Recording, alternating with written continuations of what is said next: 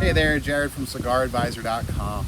A couple of days ago, I got a question from Sal in Fairfield, Texas. He asked, my cooler door is at 66 degrees and 69% humidity. When I take a cigar out, I'm assuming it's going to act like a soda can out of the fridge and get wet with condensation. Smoke it or not smoke it is the question. Some cigars I smoke right away and they're fine. Others are like smoking a wet washcloth. Any advice? Now, Sal, thanks so much for your question. The answer is less about condensation and more about humidity on its own. So, though some swear by them, I think cooler doors are probably not the best option, and your very issue is a symptom of why. Most humidors have a seal, which is a terrible name to use because it's precisely the opposite. A humidor's lid lets the air in and out so that the humidity can be regulated.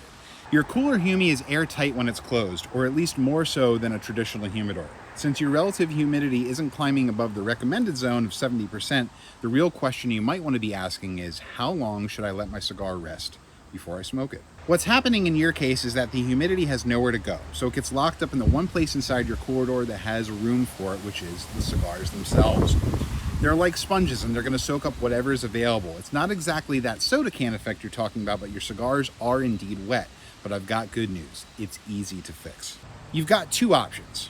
You can periodically lift the lid on your cooler door and let some of the excess humidity out, maybe for an hour or two a day, once or twice a week. You just want to leave it cracked, not completely off.